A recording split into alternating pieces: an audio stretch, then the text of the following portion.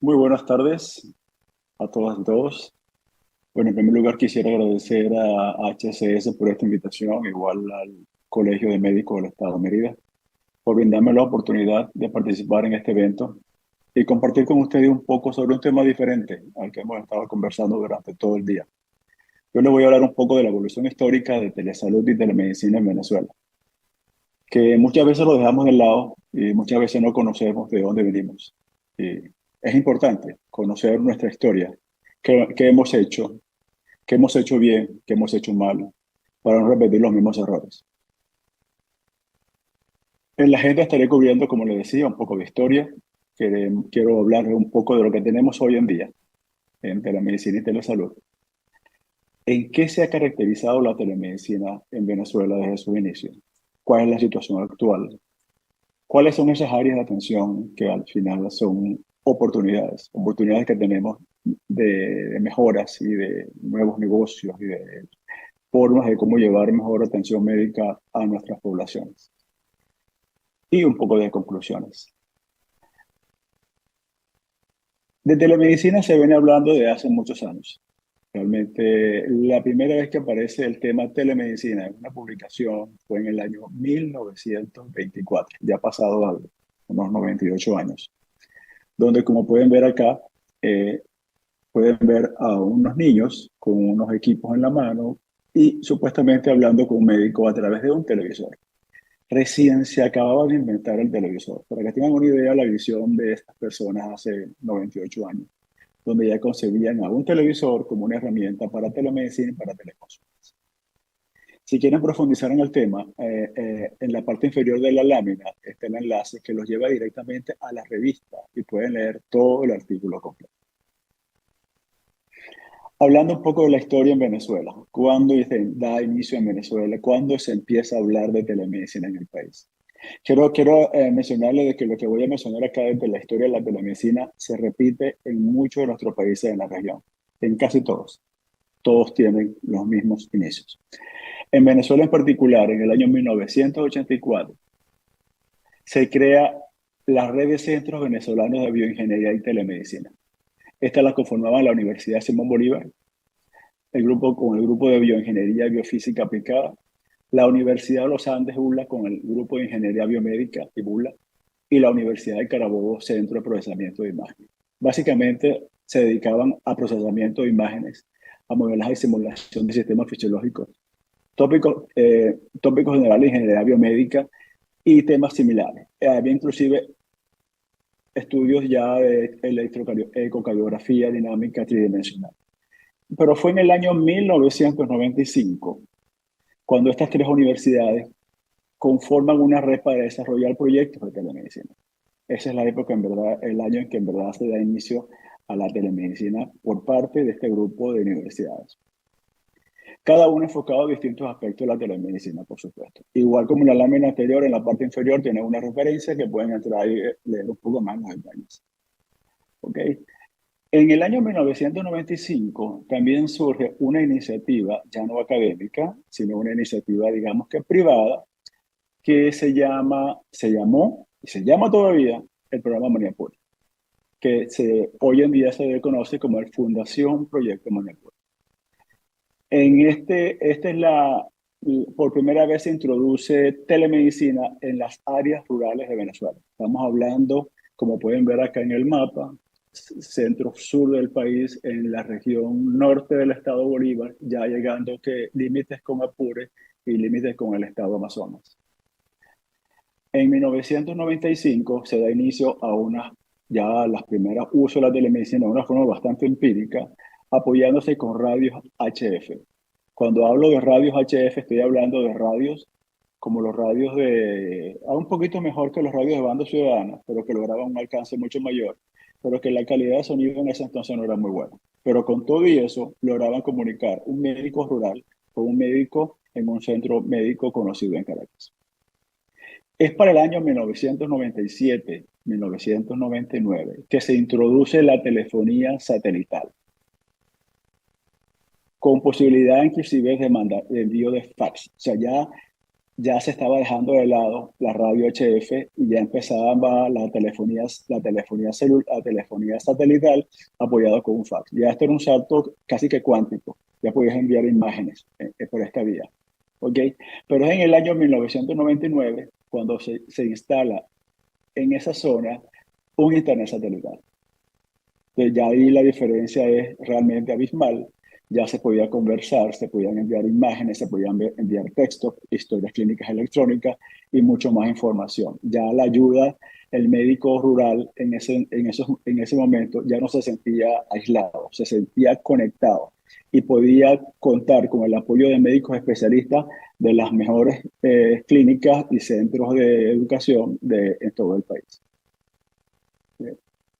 En 1996 nace en la Universidad Central de Venezuela, de la mano del Centro de Análisis de Imágenes Biomédicas, el proyecto SOS Telemedicina. Posiblemente muchos han escuchado hablar de estas iniciativas, que junto con la Fundación Maniapure, la misión principal es llevar atención médica a zonas rurales bien apartadas de la geografía nacional, sobre todo zonas muy difíciles y complejas. ¿Okay?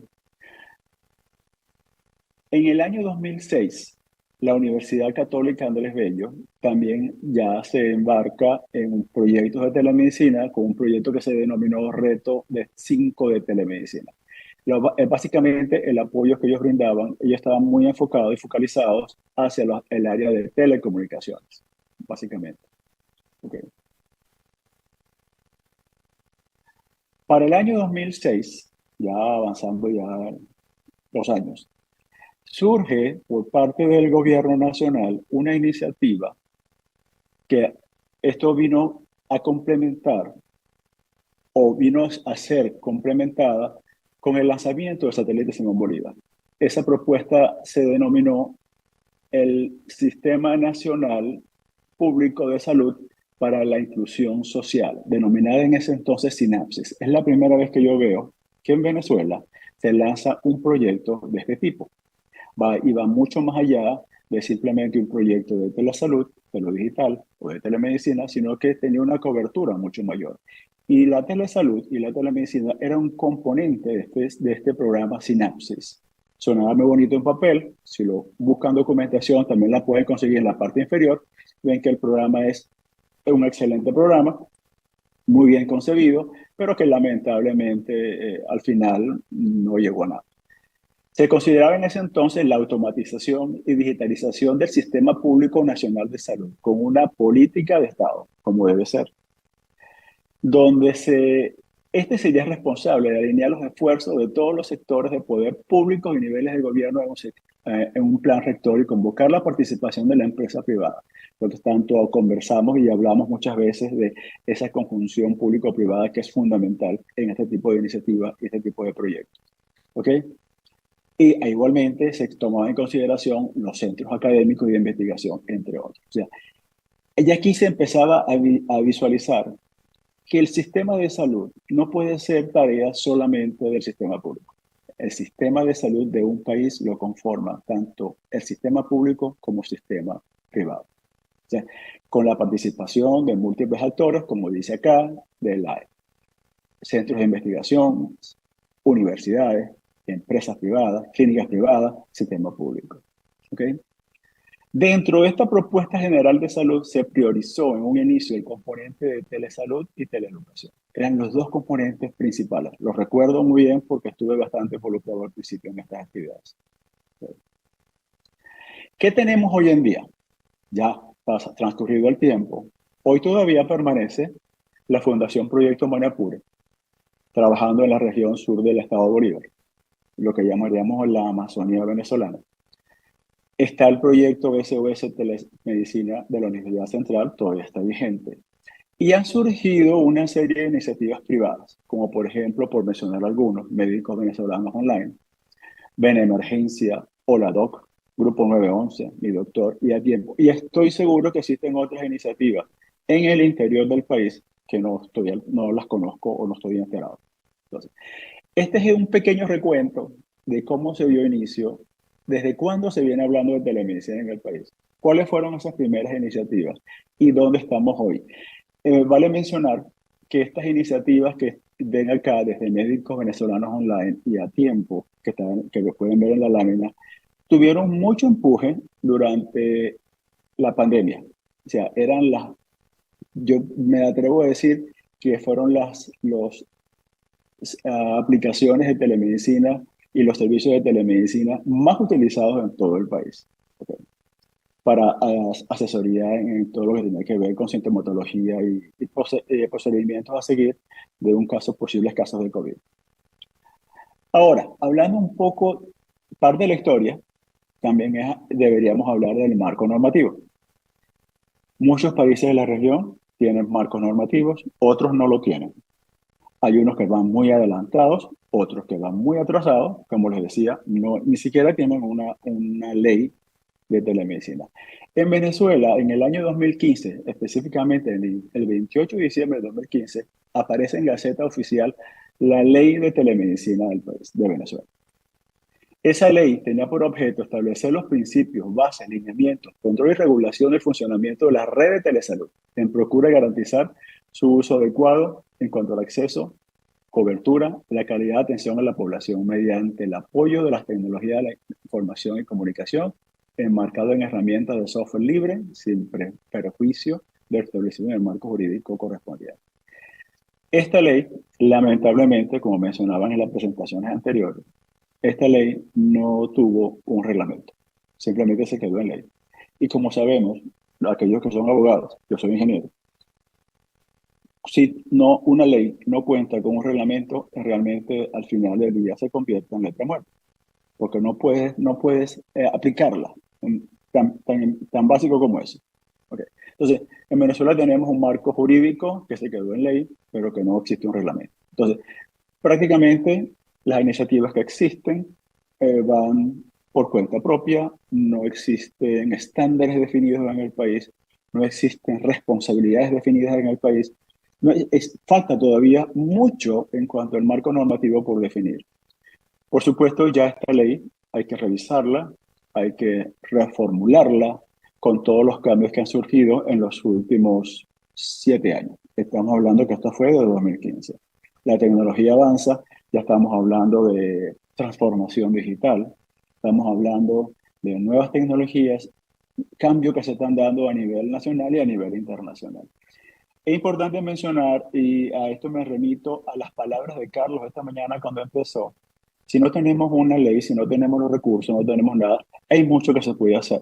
Y de hecho, una muestra de ello son todas esas iniciativas privadas que están surgiendo a pesar de que no existe una ley definida, a pesar de que los recursos son limitados, a pesar de las dificultades, hay oportunidades, oportunidades que tenemos para mejorar y para brindar un mejor servicio. ¿En qué se ha caracterizado entonces la telemedicina en el país? Como podrán ver, todas las iniciativas, prácticamente todas las que acabo de ver desde el principio de la presentación, todas nacen en el ámbito académico. Fueron las universidades, los investigadores, los profesores, ¿verdad? Quienes dieron los primeros pasos en la práctica de la telemedicina en este país, salvo la iniciativa de la Fundación Maniapure, que fue una iniciativa privada que surge casi que simultáneamente con la SOS de la Universidad Central de Venezuela. Lamentablemente, muchos de esos profesionales están fuera del país.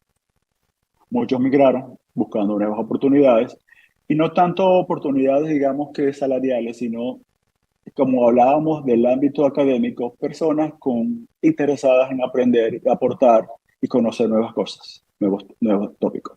Esperamos que todavía exista esa ventana de oportunidades donde muchos de esos profesionales puedan regresar al país y mostrarnos y aplicar, sobre todo en nuestras universidades, todo lo que han aprendido en los últimos años.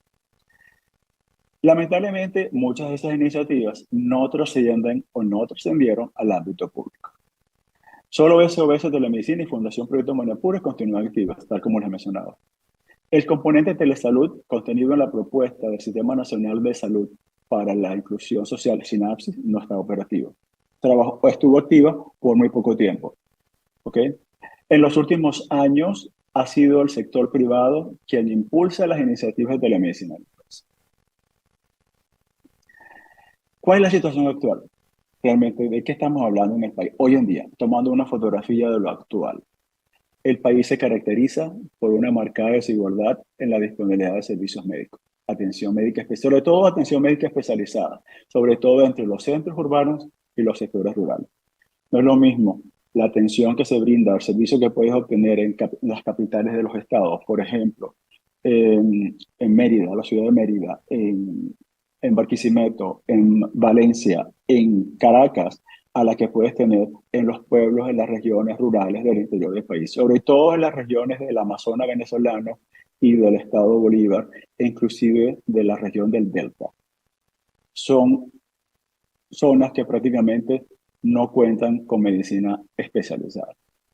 Otro es la ausencia o deficiencia de los servicios de atención primaria en zonas donde dificulta a los pacientes obtener atención meditativa oportuna y de calidad. Justamente estaba hablando de esa zona, de la zona más apartada del país.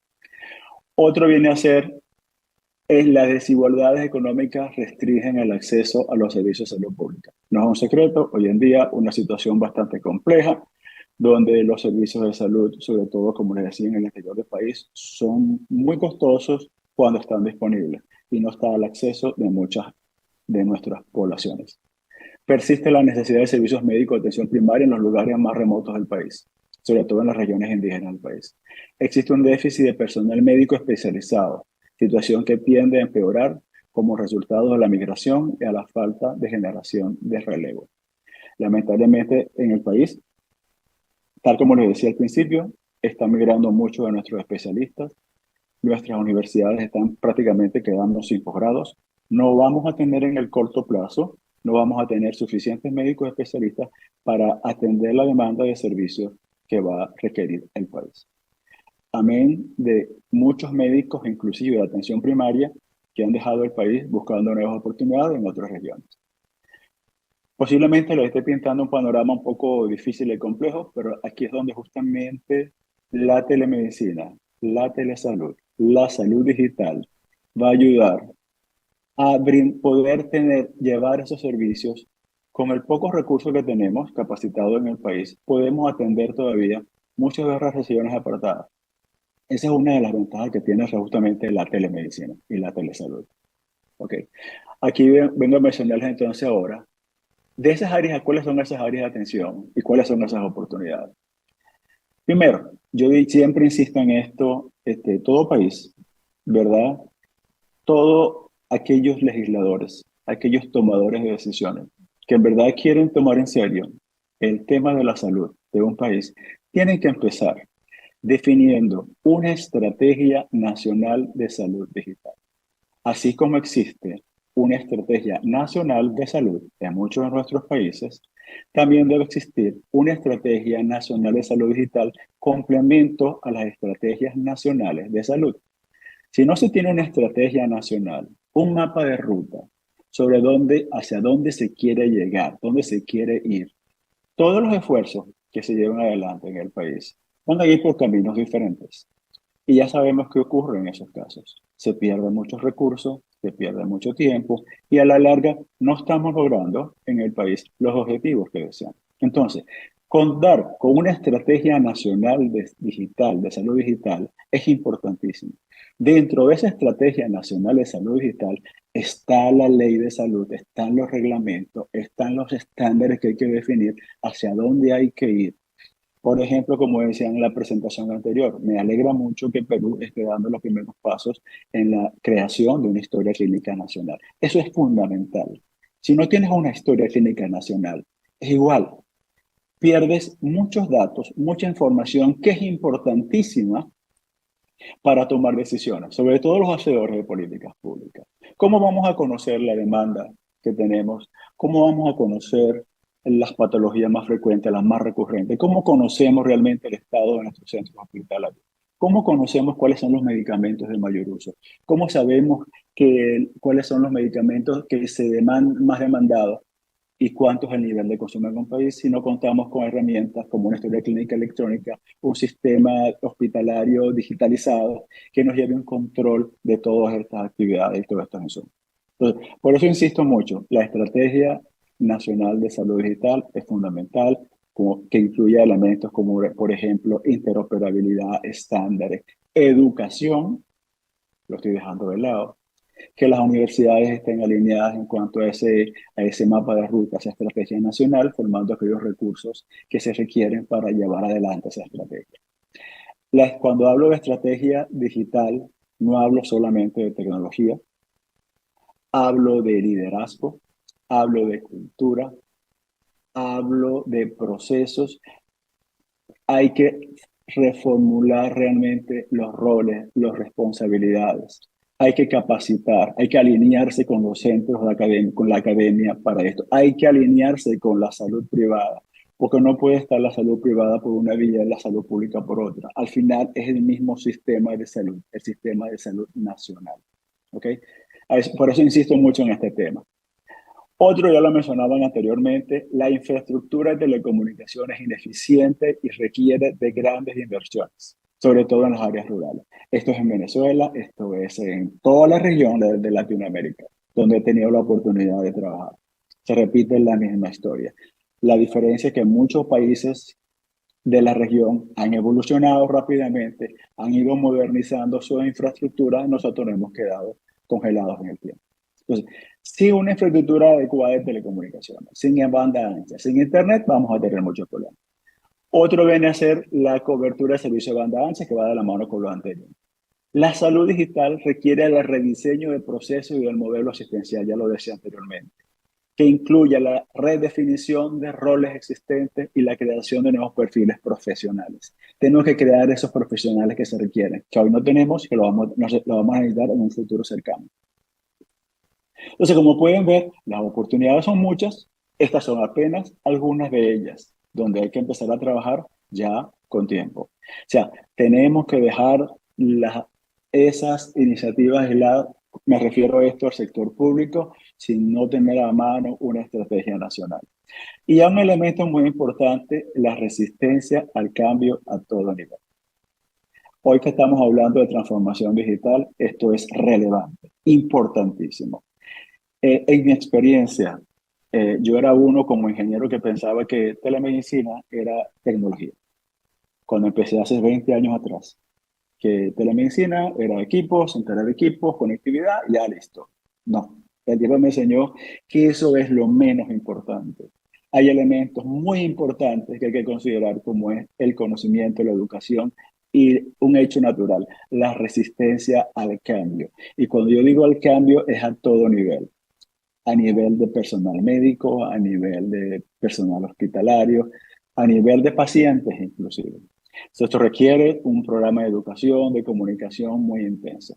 Por eso les decía, hoy en día, cuando estamos hablando de transformación digital, esto encaja perfectamente. Transformación digital, ya lo mencionaban anteriormente en varias presentaciones, inclusive Carlos al principio. Transformación digital va más allá de lo digital. Para mí, transformación digital es un cambio en la forma de pensar, el pensar, como diríamos en inglés, el mindset, cambiarnos el chip.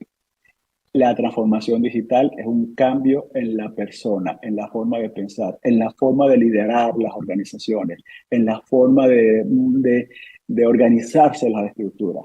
Transformación digital es colaboración, ya lo decía anteriormente, ya no podemos ser islas, tenemos que colaborar. Es la mentalidad colaborativa, e inclusive va mucho más allá de lo que es trabajar en equipo, es trabajar en modo colaboración entre todos. Otra de las oportunidades de mejora que tenemos es las autoridades de salud requieren un poco más de conocimiento en lo que es salud digital para poder influenciar en todo lo que es el sistema público de salud. Las políticas públicas de salud deben ser adaptadas a los nuevos tiempos, ya lo decía, como estamos hablando de transformación digital, es otra forma de pensar, hay que hacer todo prácticamente nuevo, desde cero. ¿Ok? Por eso hablaba de que si vamos a revisar la ley que se creó hace 7 años atrás, prácticamente va a ser una nueva ley. Un entorno legal normativo que genere confianza, aceptación y protección de los pacientes. Muy importante, los pacientes. Cuando hablamos de transformación digital, el centro, el actor principal de la transformación digital son los pacientes. Cuando hablo de transformación digital en salud, son los pacientes. Tenemos que crear ese marco normativo nuevamente que genere la confianza, la aceptación y protección de ese paciente. Déficit de personal capacitado en salud digital, ya se lo mencioné anteriormente. La salud digital y en especial la telemedicina en los programas de estudios en las escuelas de medicina del país, ya también lo mencionaba. Las escuelas tienen que estar alineadas con esa estrategia nacional y ver un poco hacia el futuro. Así como se tienen que transformar la salud, se tiene que transformar prácticamente todo, la educación y las universidades, para poder adaptarse a los nuevos tiempos. En conclusión, la telesalud y en especial la telemedicina requiere de la conjunción de múltiples actores y componentes. Componentes como liderazgo, procesos de atención, personal capacitado, infraestructura de telecomunicación y banda ancha, recursos financieros, recursos normativos, adecuación de los marcos normativos y participación de múltiples sectores en el sector público, privado, industria, academia, entre todos. Como pueden ver, es tarea de todos en forma colaborativa. No es tarea de una sola entidad, de un solo ministerio, de una sola secretaría. No, es de todos. Hacia eso vamos. La telemedicina constituye una alternativa efectiva y en muchos casos la única opción para brindar asistencia médica especializada y aportar la formación del personal sanitario en sectores aislados del país. Esto aplica para toda la región.